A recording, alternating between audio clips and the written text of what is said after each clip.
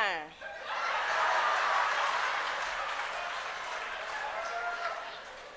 Another lie is, I'm going to call you back.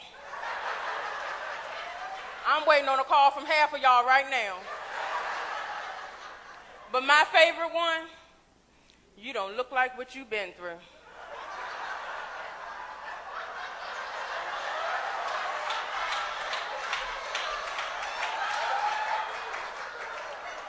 Some of y'all do.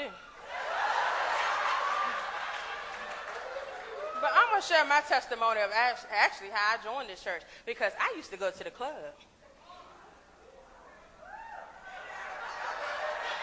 Now, I saw how some of y'all were dancing and shaking and everything. You was one twerk away from a breakthrough. I come here week after week, and they say praise confuse the enemy. Some of y'all praise be confusing me. Can I keep it real?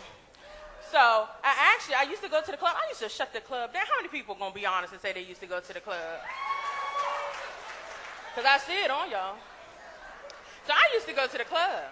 And one morning I was actually coming from the club. And right out here, look right out here, like to the side. I was actually running out of gas. I didn't mean to come here. And I was walking in, and I heard the music pumping. Hey, Minister Percy, he is an anointed man of God. You will come in limping and leave out pimping. I'm serious. He make you forget everything. So I was running out of gas, and I came in here because the music brought me in and everything. And I guess I didn't look like I fit in because I had on fishnets coming from the club. Man, that's no problem. It's going to be okay. Just make me a promise. I said, make you a promise? She said, just promise that you're going to come back next week. And I'm like, here she go. All right. So the following week, I went to the club. But I made the promise. I kept on. I came on here to victory and everything. And as I'm turning here, I'm sitting here like, I got to get my mind stayed on God and everything. So I didn't really know the radio stations, the praise and all that at the time.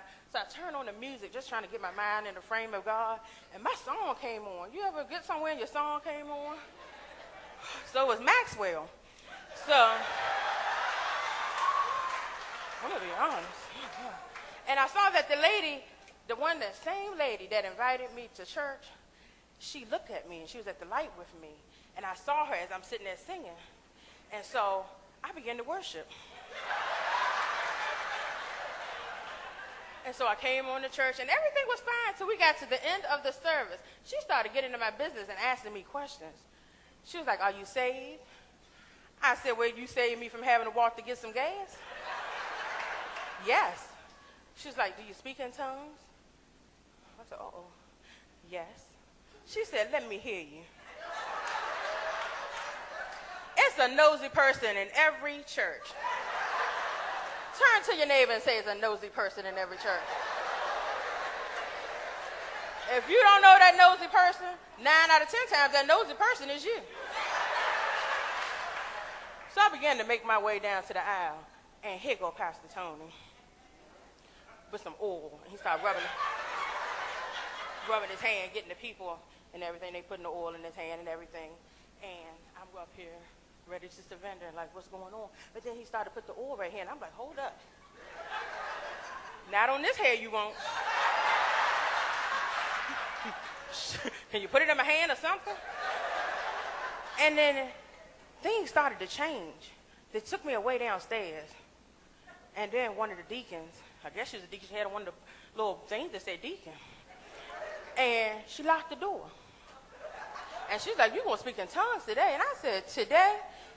Let me help you with something. I grew up in a Pentecostal church. So if you're going down there to speak in tongues on Sunday, you ain't coming out till Tuesday. So I wanted to know, today. She's like, today. So we got down there and everything. And she's like, I want you to sing a song. I said, again? She must saw it on me. So she told me to sing a song. So I closed my eyes and I started singing. The only song I could think of. Just little light up. She said, stop. She said, stop. Then she started praying for me. She was like, Jehovah Jireh, Jehovah Rapha.